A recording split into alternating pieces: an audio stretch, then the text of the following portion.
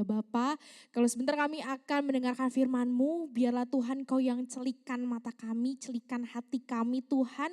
Berikan kami hikmat marifat Tuhan, berikan kami hati yang mengerti firman Tuhan. Sehingga firman Tuhan pada hari ini gak berlalu begitu saja, tapi firman Tuhan boleh kami tangkap dan bukan hanya sekedar kami tangkap, kami mengerti, kami renungkan siang dan malam dan kami boleh terapkan dalam kehidupan setiap kami sehingga kami boleh menjadi berkat dan terus memuliakan nama-Mu dalam kehidupan kami. Ya Bapa, berkati juga aku Tuhan agar kiranya apa yang aku sampaikan pada hari ini boleh sesuai dengan isi hati Tuhan, tidak keluar dari jalannya Tuhan, tapi terus boleh menyenangkan hati Tuhan.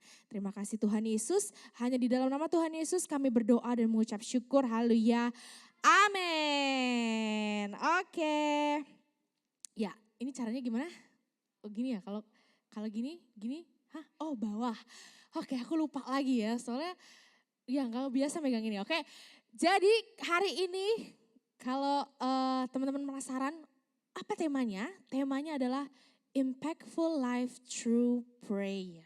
Oke, jadi guys singkat cerita aja, aku tuh gak tahu awalnya bahwa di bulan ini aku akan kebagian membawa sharing firman Tuhan. Ya jadi aku tuh gak tahu sampai pada akhirnya gara-gara aku gak baca grup ya, maaf ya. Terus habis itu Novi tuh chat aku, Cici hari ini Cici hari ini kan minggu ini kan harusnya WL ya. Tapi kan Cici bawa firman Tuhan. Terus kayak, hah bawa firman Tuhan? Apa? Gak mungkin. Aku bawa firman Tuhan bulan ini gitu kan. Terus akhirnya aku konfirmasi ke CV, terus ke Cici emang bulan ini aku sharing firman Tuhan? Iya Le, kan ada di grup. Oh iya ya semangat. Oke, akhirnya berarti aku harus menyiapkan firman Tuhan ya. Aku merenungkan gitu. Apa yang mau aku bagikan Tuhan? Tema bulan ini kan impactful, hidup yang berdampak. Apa yang mau aku bagikan ya? Aku bingung banget. Terus aku devotion pada hari itu, aku renungan pada hari itu. Dan renungan hari itu mengingatkanku soal kehidupan berdoa.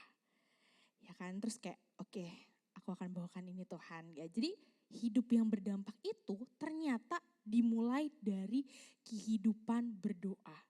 Ya, oke kita mau sama, ke bawah ke atas tadi? Bawah, oke kita mau sama-sama baca 1 Timotius 2 ayat 1 sampai dengan 3. Judul perikopnya adalah mengenai doa jemaat. Oke, aku mau suaranya keras, oke anak muda coba tes dulu suaranya, bilang hai. Kurang keras, hai. Oke, segitu ya, segitu volumenya ya. Jangan diturunin lagi atau kita ulang lagi. Cie, otoriter banget ya. Oke guys, 1, 2, 3. Pertama-tama, doa syafaat dan ucapan syukur agar kita dapat hidup tenang dan tentram dalam segala kesalehan dan kehormatan. Kita baca sekali lagi yang terakhir. Itulah yang baik dan yang berkenan kepada Allah juru selamat kita. Guys, kalian pernah wondering gak sih? Kalau aku ya, jujur aku pribadi, aku sering bertanya-tanya. Kalau lagi devotion gitu, Tuhan hidupku tuh udah berkenan belum ya? Hidup aku tuh udah berkenan belum ya di hadapan Tuhan? I keep repeating the same question. Apakah hidupku sudah menyenangkan hati Tuhan? Nah pada pagi hari itu waktu aku tahu bahwa aku harus baca sharing firman Tuhan, aku tuh diingatkan bahwa hidup yang berkenan di hadapan Tuhan itu sebenarnya simpel banget. Dimulai dari kehidupan berdoa. Dimulai dari kehidupan yang berdoa. Nah hari ini kita mau pelajari nih, ya mau pelajari kehidupan berdoa yang seperti apa gitu ya. Nah jadi teman-teman, aku mau kasih latar belakang sedikit ya. Ini itu ya 1 Timotius tadi ke bawah tuh oke. 1 Timotius 2 ayat 1 sampai 3 ini adalah apa ya pesan yang disampaikan oleh Paulus pada saat itu ya ke Timotius ya. Karena pada saat itu bangsa Israel tuh waktu itu ada di zaman kekaisaran Nero. Kaisar Nero ini sangat amat kejam, sangat amat aduh parah deh. Untung kita gak hidup di Kaisar Nero ya. Karena kenapa guys? Kalau kita hidup di Kaisar Nero nih, kita ibadah nih gak akan bisa. Kita gak akan ada gereja Sol. Kenapa? Karena orang-orang percaya itu guys, kalian lihat nih. Kalian lihat ke depan. Aku ke belakang, ke depan juga. Kalian lihat di sini. Bisa diginin gak sih? Oh bisa ya. Kalian lihat di sini ya. Orang percaya itu nasibnya dua. Banyak sih nasibnya. Satu.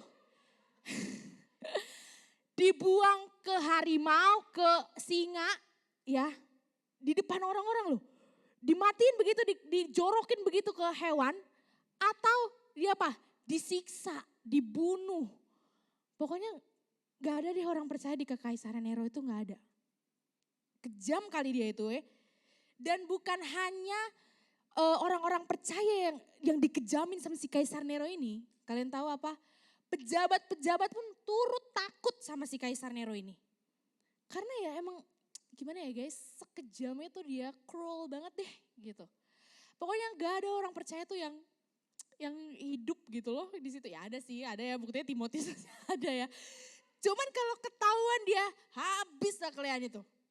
Ya jadi wah ini benar-benar kejam kali lah pokoknya. Nah Paulus pada saat itu memberikan pesan kepada Timotius ya. Itu tadi yang kita baca itu pesannya Paulus kepada Timotius. Bahwa jemaat pada saat itu tuh disuruh menaikkan permohonan, doa syafaat dan ucapan syukur untuk semua orang. Coba kalian bayangkan ya guys. Udah lagi disiksa nih orang-orang percaya, semua hidup di dalam ketakutan. Paulus suruh apa? Ucapan syukur, disuruh berdoa. Aku kalau di situ kayak aku udah meronta-ronta deh. Aduh Tuhan, matilah aku ini kan gitu. Kayak udah takut gitu hidupnya. Karena kejam banget kan. Tapi yang Paulus bilang apa? Berdoa. Ucapkan syukur, doa syafaat. Oke, teman-teman, kalian tahu gak sih apa itu arti doa syafaat? Ada yang tahu? Ada yang tahu guys doa syafaat itu apa? Aku kasih permen. Udah ada ya di depannya. Yaudah deh oke. Doa syafaat itu apa? Doa syafaat adalah doa yang dilakukan untuk mendoakan orang lain atau sesuatu yang bukan kebutuhan pribadi. Jadi berdoa untuk orang lain, itulah doa syafaat. Nah teman-teman bayangin ya, udah berdoa buat diri sendiri aja kayaknya isinya bakalan ratapan gitu ya, ratapan tangis. Aduh Tuhan mau ikut Tuhan aja kok gue harus cobaannya entah dikasih ke singa atau enggak gue disiksa. Ini disuruh lagi berdoa untuk orang lain ya. Itu hatinya benar-benar orang percaya tuh pada saat itu cobaannya banyak sekali. Terus guys, ya itulah disuruhlah kita berdoa syafaat ya, berdoa untuk orang lain. Terus yang kedua ucapan syukur itu guys, tadi kan dibilang ya berdoa, permohonan doa, lalu doa syafaat dan ucapan syukur. Nah ucapan syukur ini berasal dari bahasa Yunani yaitu eukaristia. Nah eukaristia ini artinya bukan hanya sekedar ucapan syukur. Tapi ucapan syukur dengan penuh sukacita. Wah setelah aku renungkan ya waktu hari itu. Agaknya luar biasa sekali ya. Harus penuh dengan sukacita, smile. You know guys ketika sukacita tuh kayaknya lupa gitu beban. Ya gak sih? Bayangin dalam keadaan seperti itu disuruh untuk mengucap syukur dan bersukacita. Tapi mengerjakan sesuatu itu harusnya lebih mudah. Melakukan firman Tuhan itu lebih mudah atau lebih sulit? Gimana bahasanya Jacqueline gimana aku lupa deh. Kalau Yelayahau kan semakin hari semakin baik. Kalau lakukan firman Tuhan itu, ya pokoknya itulah. Ya lakukan firman Tuhan itu harus dengan mudah. Maaf ya aku so-soan tahu bahasa Mandarin padahal aku gak bisa bahasa Mandarin. Ya intinya gitu. Ya jadi tentunya ya guys aku yakin dan percaya. Ketika Paulus diberikan hikmat untuk menulis surat ini kepada Timotius. Paulus itu bukan hanya sekedar menuliskan surat. Tapi ada hikmat Tuhan dalamnya. Dan ketika hikmat Tuhan itu yang ngomong seperti itu, apakah Tuhan akan membiarkan jemaat berjalan sendiri? No, enggak.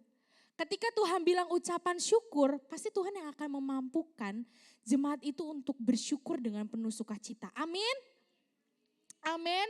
Nah, kita baca-baca. Ketika kita berdoa untuk seseorang dengan penuh sukacita, guys, apa yang akan terjadi? Maka seseorang itu akan mendapatkan pengaruh dari doa yang kita naikkan kepada Tuhan. Amin. Amin ya. Jadi ketika kita berdoa dengan penuh ucapan syukur, guys, ya, doa yang kita hanturkan untuk orang itu benar-benar powerful loh. Powerful, guys. Ya, ini singkat deh, sangat amat sepele sepertinya. Minggu lalu itu aku tuh berdoa untuk makanan malah, bukan untuk orang. Aku bilang sama Tuhan waktu ibadah minggu lalu, Tuhan aku gak mau makan nasi. Sebab aku makan nasi seharian full itu. Aku pengen makan mie Tuhan. Terus kalian tahu apa yang terjadi? Di bawah itu lauknya mie. Kok lauk sih? Makanannya mie. Terus kayak, hah? Kok bisa? Terus ngidam lagi lah, mau makan apa? Martabak. Terus kau tahu waktu KKS makannya apa?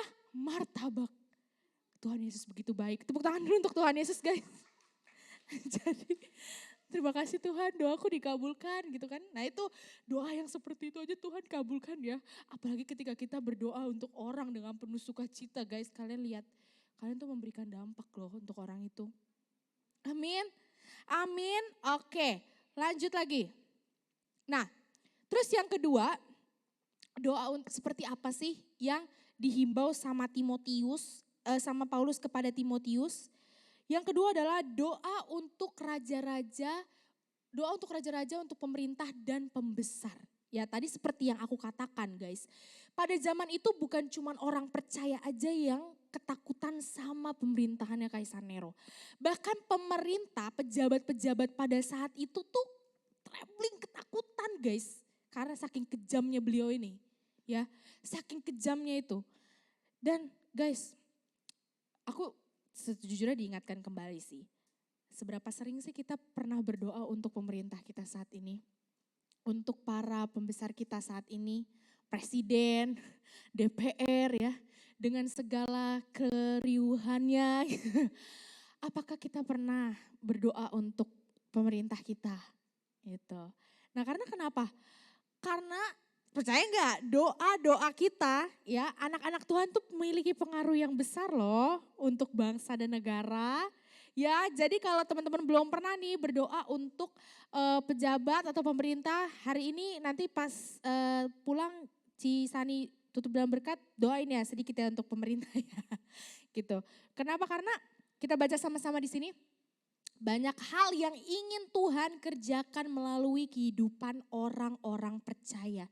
Jadi sama guys seperti pada saat zamannya Kekaisaran Nero. Kita juga di zaman ini harus tetap berdoa untuk pejabat dan pemerintahan yang agar adanya ketenteraman di negeri ini. Amin. Amin ya. Oke jadi itu yang aku dapatkan ya pada saat, udah nih kita mau pulang. Tutup dalam. Gak bisa pulang ya. Enggak ya. Jadi sekarang guys aku mau tanya ke kalian. Apa sih hubungan berdoa dengan kehidupan yang berdampak? Tadi kan aku udah cerita sedikit ya. Oh itu ceritanya adalah waktu itu Paulus memberikan surat kepada Timotius ya tentang berdoa. Tapi sebenarnya apa hubungan ketika kita berdoa dengan kehidupan berdampak? Emang beneran bisa? Beneran bisa gitu kan? Bisa guys. Pertama hubungannya apa? Guys, doa membuat kita apa? Terhubung dengan sumber kehidupan yang berdampak. Siapa sumber kehidupan yang berdampak?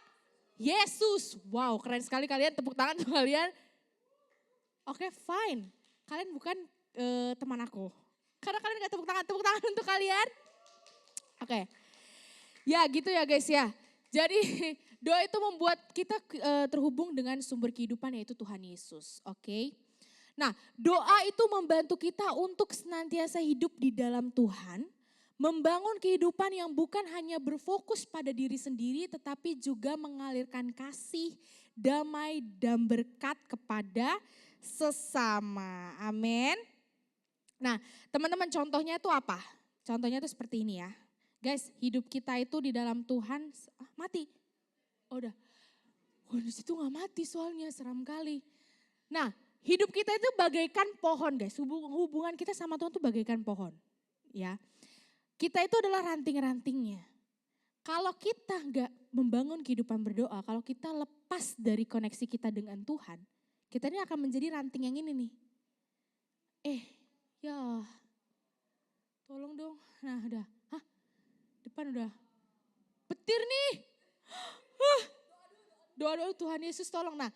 Nah ini ya, tuh langsung kan. Tuhan Yesus tolong langsung loh nyala. Kita tuh akan ranting begini, udah di pinggir kali, kalinya banyak sampah, bau, gak kepake lagi. Kalau gak dibakar, diapain ya? Apa sih biasanya kayu tuh diapain guys? Dibakar. Ya udah dihancurin kayaknya gak guna-guna banget gitu ya. Tapi kalau kita guys stay connected with God, kita berdoa, kita bangun kehidupan berdoa kita akan menjadi seperti pohon ini ada merah-merahnya guys. Artinya apa kalau ada merah-merahnya?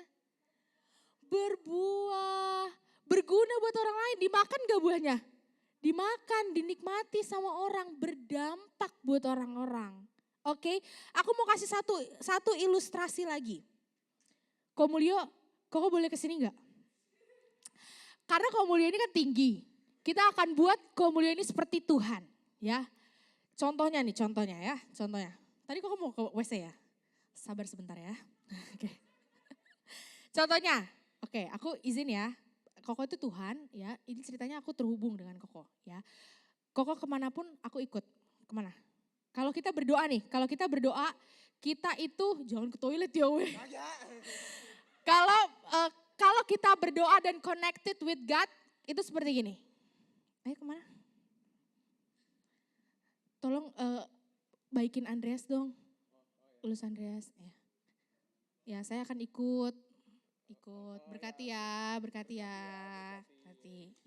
Tapi kalau misalkan aku gak berdoa, aku gak stay connected with God, Koko pergi deh. Koko kemana aku tahu gak? Tunggu, lari dong. Gak connected, apa yang Komulio mau aku gak tahu. Karena aku gak terhubung dengan dia. Tapi kalau aku terhubung, Koko kemanapun aku ikut. Karena ya kemana lah, gak tahu deh. Ya kemanapun ikut karena stay connected.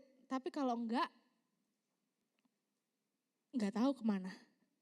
Ya, jadi lihatlah betapa, udah thank you ya kok.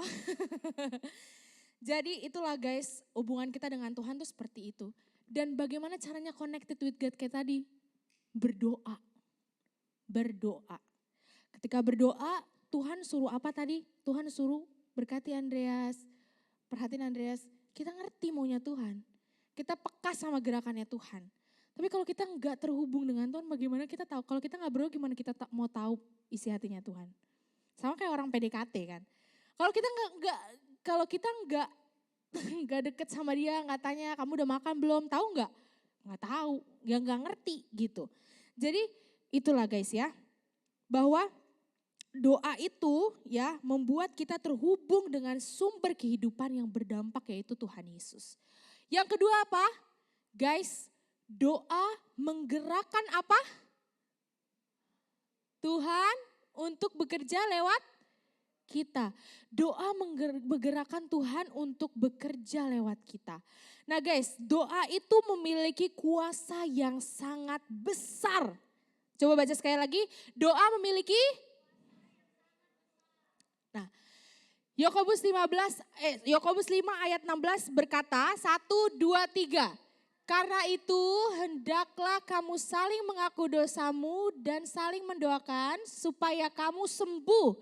Doa orang benar bila dengan yakin didoakan sangat besar kuasanya. Ya jadi doa kita tuh besar banget guys kuasanya. Aku punya satu contoh. Nah ada yang tahu ini siapa? Ya udah ada lagi. Harusnya aku gak kasih ya. Jadi kita ada tebak-tebakan gitu ya. Maaf ya guys, aku gak kepikiran lagi, harusnya dihilangin nih. Ci, hilangin Ci. Kalau ada orang sih bilang, oh jangan dihilangin Ci, jangan. Ya jadi ini adalah Nehemia. Oke. Guys, jadi aku ceritain sedikit ya ceritanya si Nehemia ini. Guys, Nehemia ini adalah seseorang ya, dia seorang Jewish, ya seorang Yahudi gitu ya. Nah pada saat itu dia tuh mengabdi kepada Raja susah kali nih namanya, Raja Artasasta. Raja Artasasta sebagai juru minumannya raja pada waktu itu. Ya. Nah, kondisinya pada saat itu adalah Yerusalem tuh temboknya runtuh. Udah 152 tahun runtuh karena waktu itu kekejaman Raja Nebukadnezar. Jadi udah runtuh nih. Bayangin guys, kalau rumah kagak ada tembok, gimana rasanya? Gimana? Gak ada tempat perlindungan ya? Gak aman gitu. Coba bayangin, coba semuanya bayangin rumah gak ada tembok. Kerangka lucu kali ya, dilihat orang gitu loh dari luar, iya kan? Jadi apa? Pada saat itu orang-orang di Yerusalem tuh ketakutan, sangat ketakutan. Nah, Nehemia pada waktu itu dia di Persia, jadi dia kagak ngerti. Tiba-tiba datanglah Hanani saudaranya dia bilang gini, Nehemia, tolonglah dulu. Di Yerusalem ini udah gak ada lagi lah temboknya. Bantulah kami dulu. Dari situ dia murung ya. Nehemia ini murung kali, mukanya udah pusing dia, aduh gimana nih saudara-saudaraku di Yerusalem. Oh iya tah? Cek. Suara orang-orang di Yerusalem ini udah gak ada lagi lah temboknya ini. Gitu. Jadi Nehemia tuh sampai sesedih itu mukanya. Sampai-sampai waktu dia jadi juru minuman, si Nehemia ini di depan raja si si Raja Artasasta ini tuh murung. Sampai rajanya bilang, kenapa? Kok mukanya murung? Diceritalah akhirnya. Dia bilang kan, kalau boleh, ya karena dia hamba kepercayaannya nih, dia berani meminta sama si raja ini.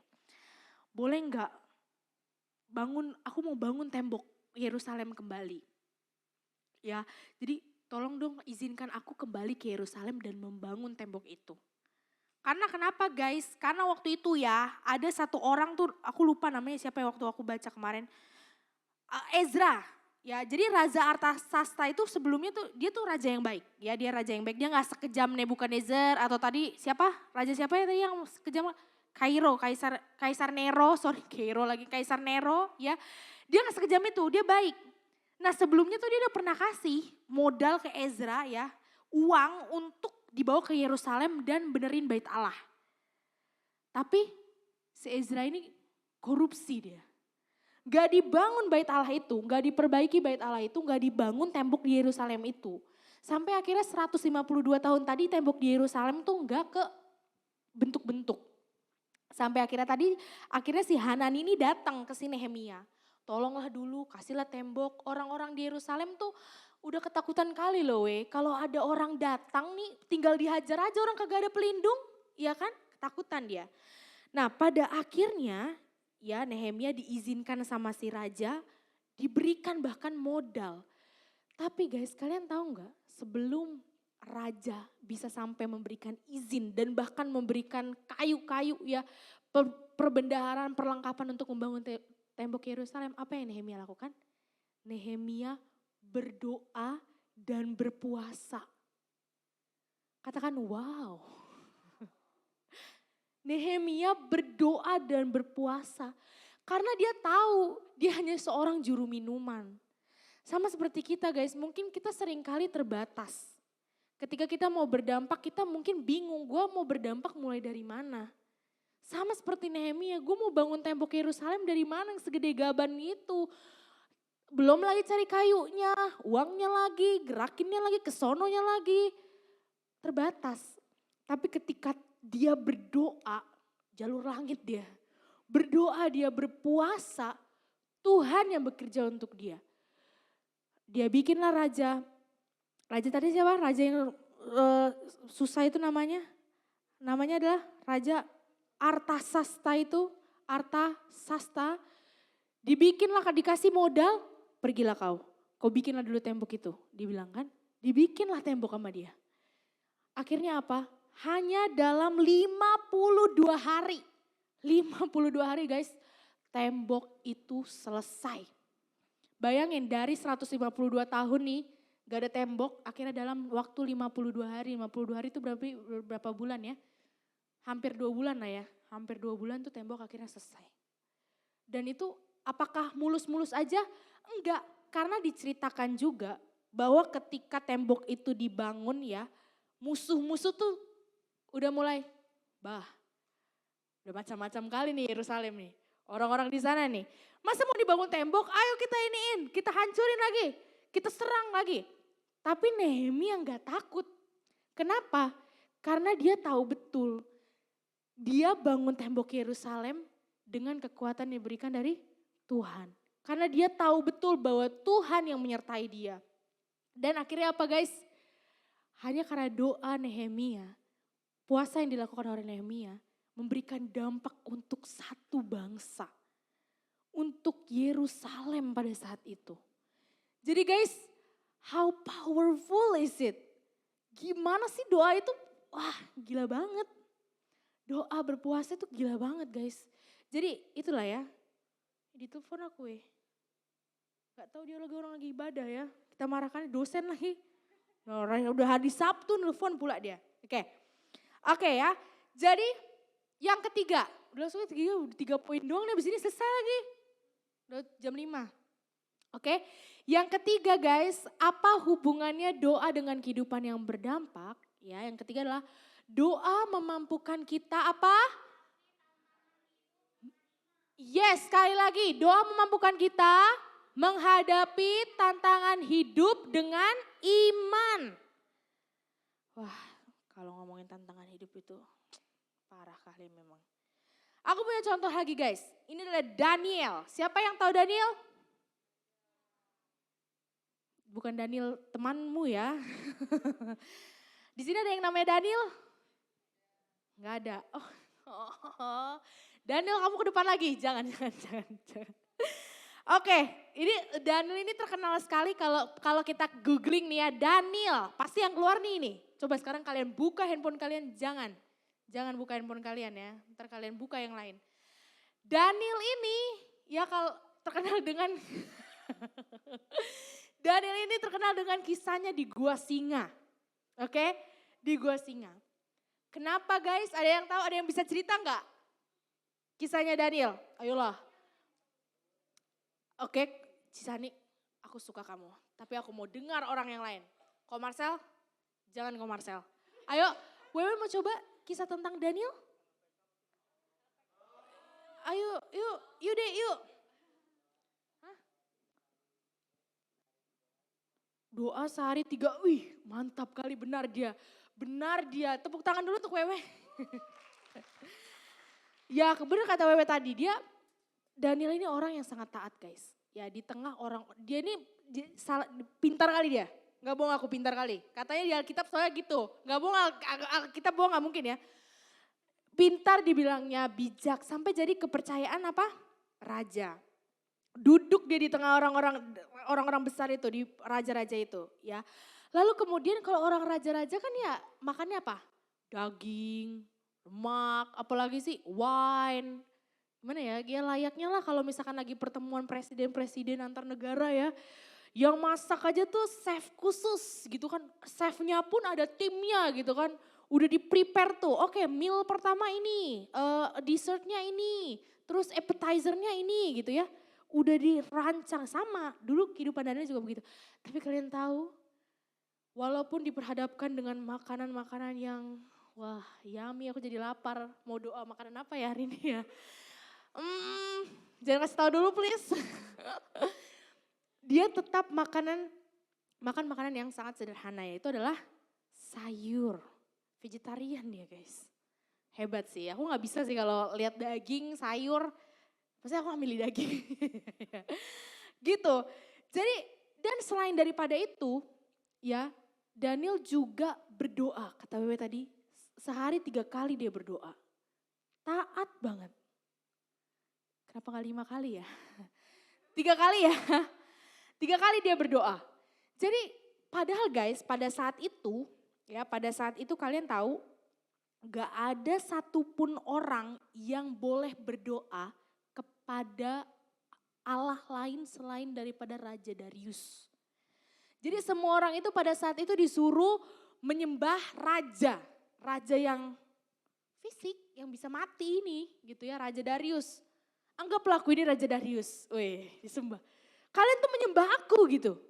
Jadi ya Daniel gak mau lah. Dia anak Tuhan men. Dia gak mau. Dan hebatnya Raja Daniel adalah, Raja Daniel kan tuh langsung dari Raja Daniel dia. Hebatnya Daniel adalah dia bodoh amat. Gue tahu Tuhan gue men. Gue hanya mau nyembah Allah pada waktu itu. Gak ada Allah lain selain Allah. Ya, jadi dia gak mau nyembah Raja Darius. Dia tahu Tuhan yang dia sembah adalah Tuhan yang benar. Dan guys, adalah orang di situ ya, dilaporkannya lah si Daniel itu. Dilaporkan, Raja Darius kau tahu, orang kepercayaanmu itu Raja Darius menyembah Allah lain. Raja Darius ini murka dong. Hah, bener? Daniel menyembah Allah lain. Iya, orang yang kau percaya itu menyembah Allah lain. Akhirnya apa? Dimasukkanlah dia ke gua singa itu. Kau lihat? Berapa banyak ini kita hitung yuk? 1, 2, 3. 1 biji aja kita udah gemetar ya. Ini gua singa isinya banyak. Gak tahu sih berapa ya. Sebenarnya di Alkitab gak ditulis ya. Gak ada kan. Gimana kalau ada 10 singa di situ ya. Aduh ya ampun. Tapi hebatnya apa guys, dikisahkan di Alkitab bahwa dituliskan di Alkitab bahwa Daniel keluar hidup-hidup. Hidup-hidup dia keluar. Boleh tepuk tangan dong untuk Tuhan. Ya. Jadi dia keluar hidup-hidup guys. Karena apa? Karena dia percaya bahwa Tuhan yang dia sembah adalah Tuhan yang benar. Dan guys, gara-gara Daniel ini mempertahankan kehidupan berdoanya, waktu dia keluar dari goa singa, orang-orang bingung dong. Hah? Ini orang hidup? Udah dimasukin ke goa singa mau orang mati ya? Iya gak sih? Kalau gak dicabik-cabik, paling minim nih. Paling minim, tangan buntung lah 1. Paling minim, ini udah paling minim. Atau gak ada cakaran lah, atau gak ada apalah. Tapi kalau ada singa pasti kita dimakan sih ya. Kecuali ada tuh, aku suka banget ada di Instagram tuh ada namanya si Dean Cinder ya. Apa sih bacanya gimana ya si Dean itu. Dia emang punya singa 4 biji. Tapi dirawat dari kecil gitu loh, maksudnya udah kenal. Dan itu pun ada resiko dia akan diterkam dengan singa itu gitu. Sering ke baret-baret bahkan. Nah ini Daniel keluar gak ada baret guys. Hebat. Sampai semua orang, selamat nih orang. Akhirnya apa? Raja Darius sendiri yang tadinya dia nyuruh orang, sembah gue ya, sembah gue. Pas dia lihat Daniel keluar hidup-hidup, dia bilang apa? Kita akan mulai hari ini, kita akan menyembah kepada Allahnya Daniel. Apakah dia, guys, jadi yang mau aku bagikan adalah, apakah kehidupan berdampak itu harus yang kayak, itu ada karunia ya, tapi apakah kita harus kayak, ini guys, ini Alkitab ya guys ya, ini adalah Tuhan Yesus ya, kamu harus percaya Tuhan Yesus ya. Apakah harus begitu? Yang ada kita kayak, wah apa tuh? Kenapa orang kan banyak yang kayak gitu, yang ketakutan lah, takutnya saksi, gak boleh disebut ya. Atau kayak, takutnya aliran sesat gitu misalnya. Gak harus seperti itu, tapi dimulai apa? Berdoa. Dimulai dari berdoa, dengan berdoa kalian terhubung sama Tuhan. Kalau udah jalur langit guys, apapun bisa dilakukan. Amin. Mulai bukan hanya untuk diri kita sendiri loh dampaknya. Bukan hanya bagi kita yang berdoa, tapi bagi orang yang kita doakan. Ya, amin guys. Ya jadi melalui doa kita memperoleh keberanian dan kekuatan dari Tuhan untuk menghadapi rintangan. Doa memampukan kita menghadapi masalah dengan iman yang kuat. Dengan iman yang kuat. Ya. Jadi guys aku mau sharing sedikit. Dulu waktu aku SMP kelas 3 mau ke SMA. Aku tuh menghadapi permasalahan keluarga yang cukup besar ya pada saat itu.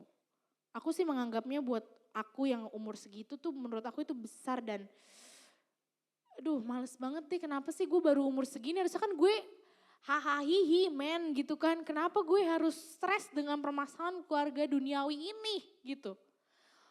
Terus dulu tuh aku belum gereja kayak gini tuh enggak. Aku gak punya komunitas, aku gak punya kehidupan berdoa. Walaupun dulu opungku tuh, nenekku ya, opungku, opung bahasa Mandarinnya apa? Nai, popo, itu bawa aku ke gereja. Ya aku dari bayi aku udah dibawa opungku ke HKBP ya kan, ke gereja tuh udah dibawa aku. Ya tapi aku gak berkomunitas di sana, jadi aku hanya ya keluar masuk gereja lah gitu. Jadi aku gak punya komunitas, aku gak ngerti berdoa itu yang benar seperti apa. Aku bahkan gak tahu istilah saat teduh. Orang kan dulu nyingkat-nyingkatnya sate kan. Sate, ayo kita sate, ayo kita sate. Kupikir sate beneran itu, gak bohong aku. Sampai akhirnya aku cari di Google sate hari ini. Saat teduh. Saat itu ternyata saat teduh ya. Baru saat teduh tuh apa? Ya aku berkali-kali mungkin kalian udah bosan kali ya denger. Ada yang udah pernah denger belum sih cerita ini? Udah ya? Ya akhirnya tuh gak tau gimana caranya aku tuh terbiasa pulang sekolah karena waktu itu mamaku kerja, papaku juga kerja. Di rumah tuh aku sendiri. Ya di rumah aku sendiri paling gak sama Ruby sama sepupuku. Entah kenapa aku tuh pengen ngunci kamar ya. Berlutut lah aku sama Tuhan. Aku bilang, aduh Tuhan bisa gak sih masalahnya selesai gitu. Bisa gak sih udahlah udah capek banget gitu. Terus mulai aku terus berdoa. Terus aku rindu untuk aku bernyanyi. Nyanyi dulu abis itu berdoa. Entah kenapa mamaku juga pendoa dulu ya. Ada Alkitab memang di kamar itu. Entah kenapa pengen kubuka Alkitab itu. Gak tahu harus mulai dari mana kubuka lah Kejadian 1 ayat 1. Di mula-mulanya apa? Ayo loh. Kejadian 1 ayat 1 apa? Pada mulanya Allah menciptakan langit dan bumi. Gitu ya. Mulailah baca Alkitab pada saat itu. Dan guys walaupun memang masalahku gak langsung hilang. Tapi aku tuh mengalami proses yang begitu luar biasa dalam kehidupan kerohanianku. Aku memulai hubungan berdoa, ya aku mulai mengerti firman Tuhan. Dan puji Tuhan setelah 3 tahun, setelah 3 tahun permasalahan keluargaku selesai. Ya. Dan aku yakin dan percaya kenapa, Cik kok lama banget? Katanya hubungan yang intim dengan Tuhan, hubungan berdoa bisa membawa perubahan. Kok lama banget 3 tahun? Ya karena kalau aku renungkan kembali ya itu proses ya buat aku ya. Kalau seminggu mungkin udah selesai aku gak akan berdoa lagi kali ya. Kan habit itu katanya akan terbentuk paling enggak ketika kita lakukan rutin selama 1 bulan ya kalau gak salah ya. 21 hari gitu ya, 21 hari ya Ci ya. Kalau seminggu tuh selesai masalah, ya udah balik lagi aku seperti dulu ya kan, gak berdoa lah aku. Ya itulah guys, kadang-kadang sesuatu itu terjadi ya untuk memproses kehidupan kita. Nah karena kehidupan berdoa yang aku bentuk tadi ya, entah itu gerakan dari Roh Kudus ya, sehingga aku memperoleh iman yang kuat ketika aku menghadapi masalah. Aku gak kesana kemari untuk cari solusi, aku berdoa sama Tuhan, dipertemukan dengan kalian yang cantik dan ganteng ini. Udah gitu doang, diem doang. Tepuk tangan untuk kalian. Sedih kali loh aku ini. Ya, dipertemukan dengan kalian, bertumbuh bersama gitu ya. Jadi, dan ya yang seperti aku sharing beberapa minggu yang lalu ya aku mulai baca Alkitab, teman-teman sekolah lihat ya walaupun bukan gak bermaksud mamer sih. Kelihatan aja gara-gara pagi-pagi baca Alkitab jadinya menjadi berkat buat orang lain. Dan itu akan terus aku perjuangkan sampai dengan saat ini. Begitu ya guys. Ya jadi ini slide terakhir ya. Hidup yang berdampak bukanlah tentang seberapa besar pencapaian kita atau seberapa hebatnya kita di mata manusia. Tetapi tentang seberapa kuat kita terhubung dengan Tuhan melalui apa? Doa. Jadi buat teman-teman yang mungkin doanya agak bolong-bolong nih, yang bahkan belum berdoa sama sekali, gak mungkin lah ya gak pernah berdoa sama sekali ya, paling gak kan makan berdoa ya weh. Terima kasih Tuhan atas makanan ini, amin. Ya buat teman-teman yang doanya masih bolong-bolong, ayo mulai hari ini kita sama-sama perjuangkan kehidupan berdoa kita. Karena apa? Berdoa memiliki kuasa yang besar dalam kehidupan kita. Bukan hanya untuk diri kita sendiri, tapi juga kita bisa impactful melalui doa. Amin. Oke, bohong deng, ini bukan terakhir ya. Terakhir kita mau praktek kehidupan berdoa. Oke, tim Asyir boleh tolong bagikan. Kita mau praktek kehidupan berdoa.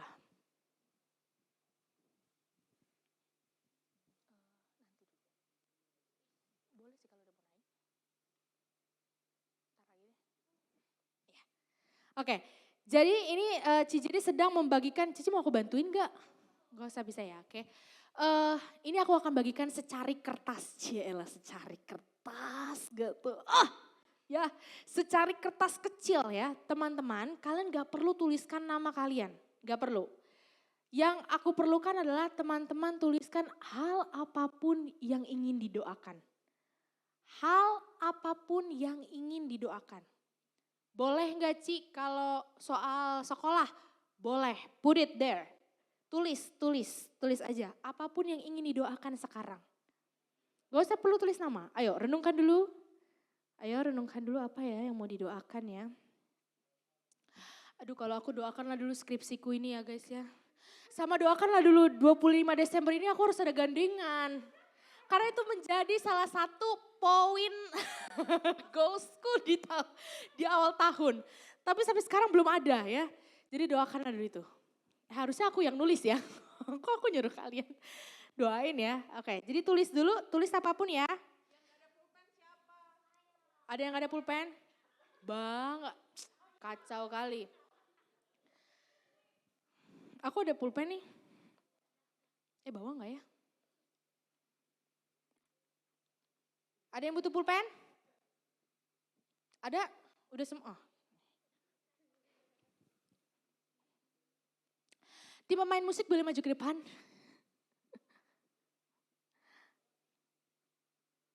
Pemain musik aja. Jangan dong gak bisa dibaca nanti. Dilipat, kalau udah dilipat. Udah dilipat. Kenapa sayang? Belum? Doa apapun.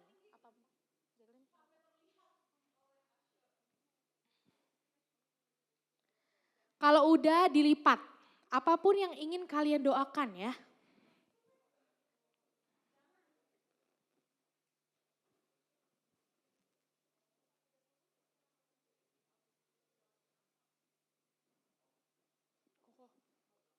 Aku mau sujud di altarnya. Semana sih? Sujud di atas gitu ya?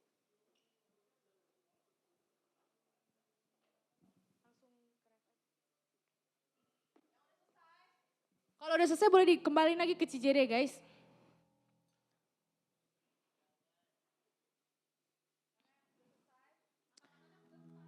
Boleh lebih dari satu boleh.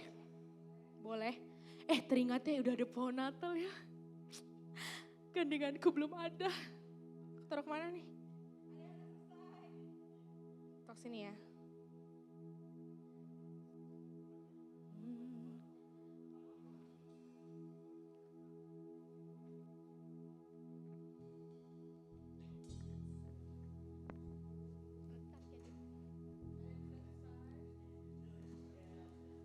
Tulis dulu. Boleh lebih dari satu boleh lah. Gak apa-apa, bonus lebih dari satu boleh. Kalau ada mau lebih dari satu.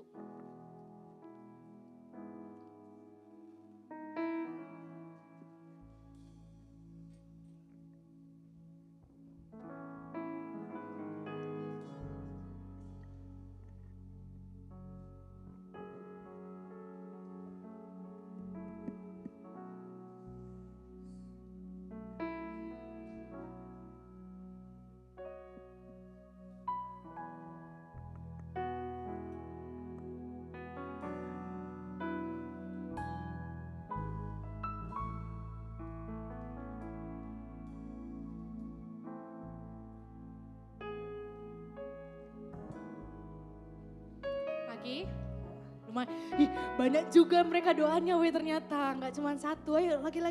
Lebih dari satu boleh.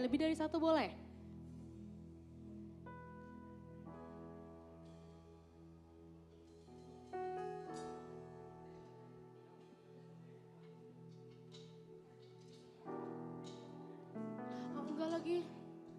Aku bisikin ke Cici aja nanti ya. Dan, tapi belum ada bintangnya ya? Atau emang gak ada bintang? Oh belum ya? Oh bintangnya Yesus, so gemes. Emang iya? Jangan gitulah aku dibohong-bohongi kalian terus Ini juga udah Christmas banget ya. It's beginning to look. Kita ganti aja lagunya jadi lagu. Jangan ya. Udah? Kalau udah semua CJD, tolong dibagikan ke mereka lagi CJD. Acak aja ya. Oh, address belum Ci?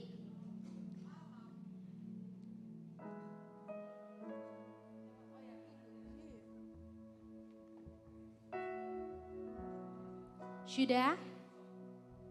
Ambil satu guys, semuanya ambil satu. Gak usah aku dapat doa ini. Gak usah digituin, baca dalam hati aja ya. Baca dalam hati, itulah doa yang teman-teman kalian tuliskan hari ini. Dan hari ini kita mau mempraktekkan doa untuk orang lain. Hari ini kita mau mempraktekkan doa bagi orang lain. Bagi teman kanan kiri kalian yang kalian gak tahu itu doa siapa. Kalau ada yang dapat doa sendiri tolong ya kasih tahu ya. Janganlah, udahlah, doakanlah diri kalian sendiri itu. Oh iya kan doa syafaat harus doa untuk orang lain ya. Jangan bohong kalian ya, jujur dulu. Balikin lagi ke sini kalau dapat doa kalian sendiri. Oke? Ya kita mau berdoa untuk orang lain. Karena teman-teman ketika kita sujud di altarnya Tuhan, ketika kita berdoa ya sesuatu pasti terjadi. Satu hal pasti terjadi. Mukjizat terjadi, amin. Pemulihan terjadi, amin. Dan kehidupan kita yang berdampak pun pasti akan terjadi. Amin. Udah dibaca? Dibaca dulu. Dibuka dibaca. Dibuka diresapi. Coba dibuka dibaca diresapi. Redupkan dulu lampu ini tolong. Biar gak ada mereka karena lihat kan, kok keras sekali aku ya, kayak marah-marah kali aku. Oke, maaf ya. Ya udah jangan terlalu redup banget nih, gak apa-apa nanti gak bisa baca lagi dia lupa. Depannya matiin aja gak apa-apa biar pemusik gak kelihatan. Biar pemusik gak kelihatan. Oke, udah ya. Teman-teman sebelum teman-teman naikkan doa teman-teman ya, doa. Gak usah disebutin namanya gak apa-apa. Tuhan aku berdoa untuk orang yang menulis di kertas ini. Ya, doanya apa? Tuhan aku berdoa. Ya, itulah apa yang mereka tuliskan. Teman-teman sebutkan, teman-teman doakan. Hari ini kita mau belajar berdoa syafaat untuk orang lain, oke? Teman-teman boleh siapkan hati teman-teman. Boleh tundukkan kepala teman-teman. Kita mau datang sama-sama.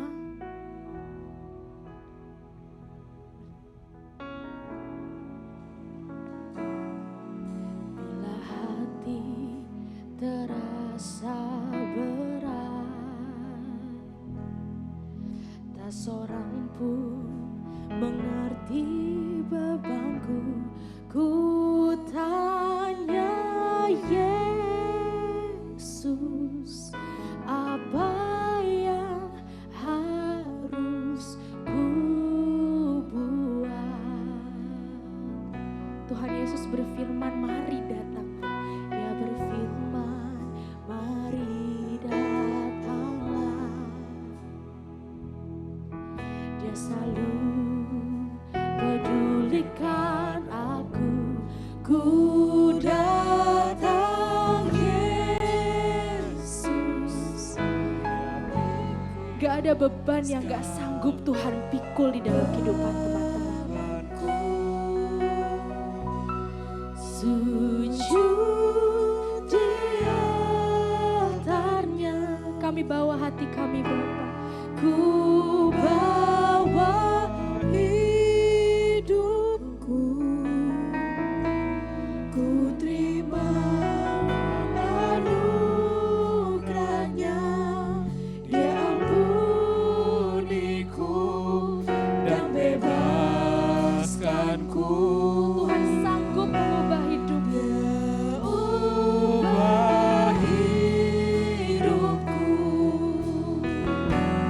barui hatiku,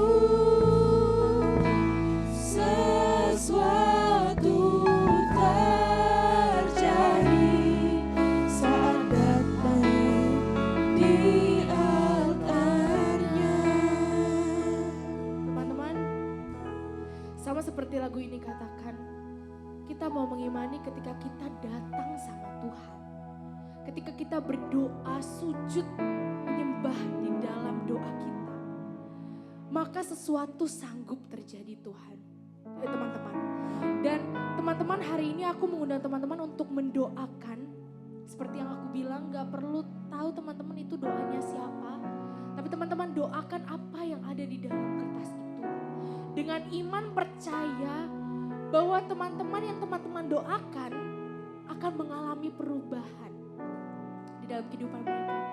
Dan percaya gak teman-teman, di saat itulah teman-teman sudah menjadi dampak buat orang lain. Mari teman-teman, kalian naikkan doa kalian.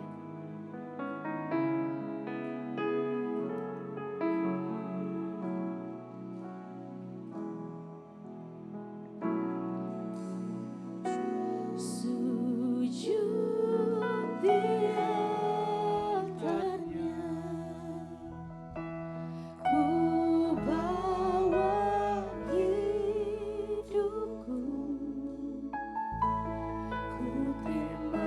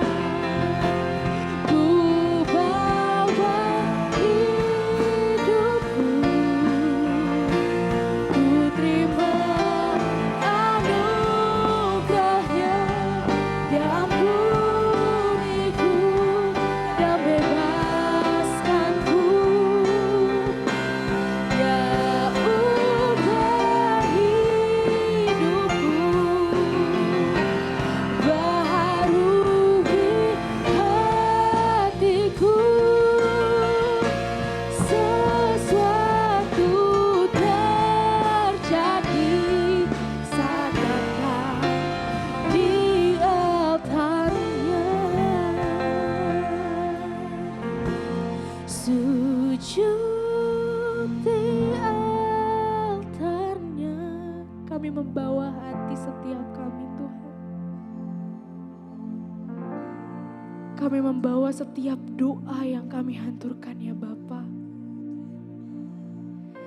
Kami yakin dan percaya ketika kami menaikkan doa kami Tuhan, maka Kau sanggup Bapa melakukan setiap hal di dalam kehidupan kami. Pada hari ini kami mau stay connected with God with our prayer. Through our prayer, kami mau membangun kehidupan berdoa kami ya Bapa. Penuhi hati setiap kami ya Tuhan. Sebab kami percaya bahwa sesuatu sanggup terjadi di dalam nama-Mu Bapa.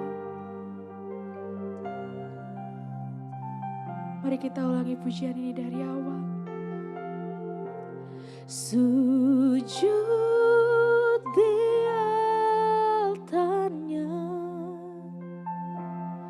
ku bawa hidupku,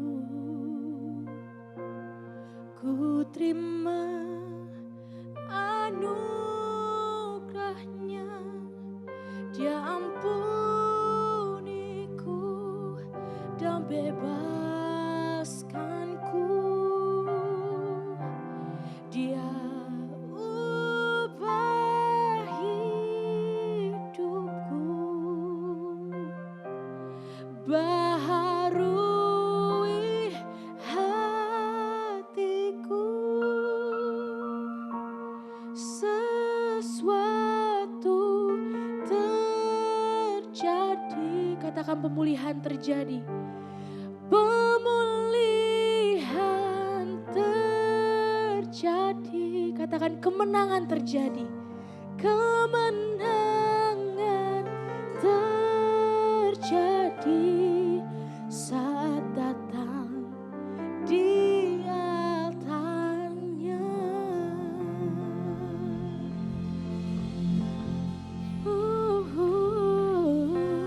Terima kasih Tuhan. Terima kasih ya Bapa.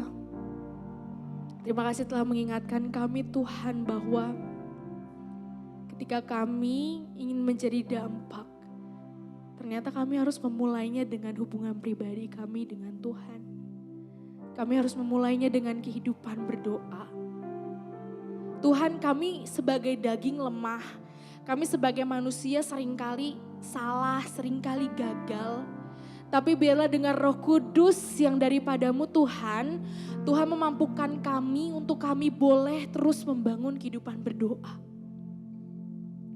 Dan biarlah Tuhan melalui doa yang kami naikkan pada hari ini, doa dari teman-teman kami Tuhan, yang mungkin mereka lagi mengalami kelemahan, mengalami pergumulan, biarlah Tuhan dengarkan setiap doa yang kami hanturkan. Dan biarlah Tuhan, setiap doa yang telah naik ke hadapan-Mu boleh menjadi proses yang indah buat setiap kami. Bapa, mungkin firman-Mu sudah selesai aku bagikan. Tapi biarlah Tuhan, setiap firman yang dibagikan pada hari ini boleh menjadi rema dalam kehidupan setiap orang yang mendengarkan pada hari ini. Biarlah Tuhan yang memampukan setiap kami untuk kami boleh melakukan firman Tuhan. Biarlah Tuhan yang bekerja di dalam kehidupan setiap kami ya Bapa. Terima kasih Tuhan Yesus. Kami mengucap syukur ya Bapa. Kami berserah penuh dalam kehidupan di dalam tangan kasih-Mu. Terima kasih Tuhan Yesus. Hanya di dalam nama Tuhan Yesus Kristus kami berdoa dan mengucap syukur. Haleluya. Amin. Oke, teman-teman boleh duduk kembali. Thank you Ale. Sebelum kita masuk pengumuman kita, boleh nggak tadi yang kalian sudah doakan, kalian kembalikan lagi ke kotak prayer request ini. Dan juga pulpen-pulpen yang sudah kalian pinjam, tolong dikembalikan. Oke. Sambil ini kita melihat video pengumuman yuk.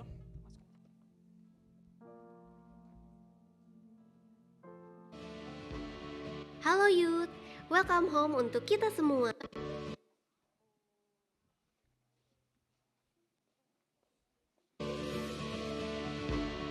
Halo Youth, welcome home untuk kita semua. Yuk simak news kita hari ini. Ibadah Power Youth diadakan setiap Sabtu pukul 4 sore. Khusus Sabtu depan, ibadah kita akan dilayani oleh Uncle Timothy Chai dari KL. Save the date and don't miss it. Setelah ibadah, kita ada fam group. Apa sih itu fam group? Fam group adalah pembagian grup di mana kita bisa saling sharing, saling mendukung supaya hubungan antar satu dengan yang lain semakin erat dalam komunitas Power Youth. Pokoknya, kita bisa tumbuh bersama melalui fam group. Setiap Sabtu di minggu pertama dan ketiga, kita ada Warrior of Prayer atau doa WOP di jam 1.30 siang. Kalau kamu lagi ada hal yang butuh didoakan, langsung aja tulis di kertas prayer request dan masukkan ke dalam box kami ya. Pada Kamis depan, seluruh KKS Gereja Stream of Life akan berkumpul bersama dalam acara KKS gabungan yang dilayani oleh Uncle Timothy pada tanggal 21 November pukul 6 sore. Bagi kalian yang ingin join, bisa menghubungi PKS-nya masing-masing ya. Ini nih yang ditunggu-tunggu. Di awal bulan Desember, kita bakal merayakan kelahiran Kristus bersama-sama dalam Power Youth Christmas Service pada Sabtu 7 Desember pukul 4 sore. Untuk dress code-nya, kamu bisa memakai baju terbaikmu dengan warna hijau, merah, atau putih. Jangan hanya pakai kaos oblong ya. Pakai kostum terbaik kamu, karena nanti di akhir acara akan ada hadiah untuk pemakai kostum terbaik. Yang lebih seru lagi, kita akan ada tukar kado dengan ketentuan harga kado minimal 30.000, kado yang berupa unisex atau bisa dipakai untuk perempuan dan laki-laki, dan juga barang yang cocok untuk anak-anak remaja. Jadi, jangan beli pengki atau sapu ya, dan jangan malah beli makanan ya guys. Nah, buat makanannya nih guys, kita bakal potluck per family group. Jadi, setiap fam group bisa diskusi bareng, nentuin makanan apa yang mau dibawa, bisa makanan berat, snack, atau kue-kue juga boleh. Jangan lupa ajak teman-teman kalian untuk join bareng di acara ini. Sekian Youth News kita hari ini. Jangan lupa follow kita di poweryouth.id buat update lebih lanjut. See you next Saturday! Yeay. Ya, oke, sekarang kita waktunya persembahan. Sebelumnya ada yang belum dapat amplop? Udah semua ya? Ada. Kalau ada bisa minta asyir nanti akan dibagikan. Oke, semua mari kita bersatu hati di dalam doa. Haleluya Tuhan, terima kasih Tuhan untuk firman-Mu pada sore hari ini Tuhan. Kami tahu Tuhan bahwa kami butuh Tuhan, punya Tuhan hidup yang berdoa ya Bapak, memiliki Tuhan koneksi dengan Engkau ya Bapak. Kiranya sungguh-sungguh Tuhan kami sadar Tuhan bahwa koneksi dengan Engkau Tuhan adalah berkat yang terbaik ya Bapak. Kiranya sungguh-sungguh Tuhan juga kami berdoa Tuhan untuk persembahan kami pada sore hari ini. Kiranya Engkau yang memberkati dan kiranya juga Engkau yang suci kuduskan ya Bapak. Terima kasih ya Bapak, dalam nama Tuhan Yesus, haleluya, amin.